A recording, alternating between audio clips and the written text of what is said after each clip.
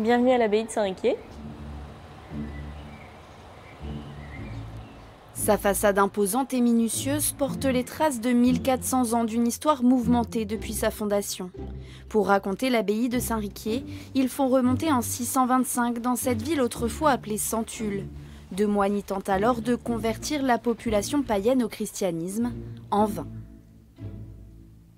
Ces deux moines, ils vont être un petit peu malmenés par la population et c'est Riquier qui va s'interposer et les protéger. Et puis à force de vivre ensemble, de discuter, à son tour, il va se convertir et il va lui prendre l'envie également d'évangéliser. Et donc c'est suite à un voyage en Europe qu'il va revenir ici et fonder son monastère en 625. L'abbaye traverse les époques. Elle connaît son apogée sous le règne de Charlemagne qui finance lui-même le monument religieux, puis est régulièrement endommagée au gré des guerres et des pillages jusqu'au XVIIIe siècle. À la Révolution française, l'abbaye subit une de ses dernières destructions. Les moines sont chassés et les bâtiments sont revendus comme biens nationaux.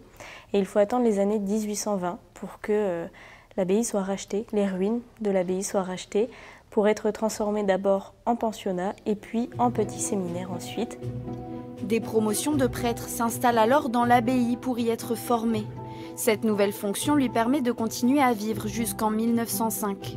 C'est ensuite en hôpital militaire que le monument est transformé, pour les soldats français pendant la Grande Guerre et pour les Allemands lors de la Seconde Guerre mondiale. L'abbaye a été détruite 17 fois tout au long de son histoire et donc reconstruite à chaque fois. Ces deux conflits ont permis de sauver l'abbaye en quelque sorte, puisqu'en étant transformée en hôpital, elle n'a pas été détruite, elle n'a pas été bombardée. Et donc c'est ce qui l'a un petit peu sauvée.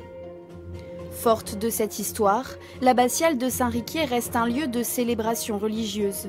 Ces bâtiments abritent aussi un centre culturel pour transmettre sa mémoire.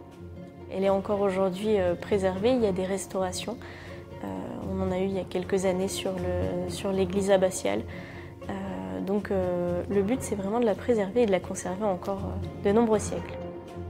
Cette épopée du Moyen-Âge à notre époque est à découvrir jusqu'à l'automne.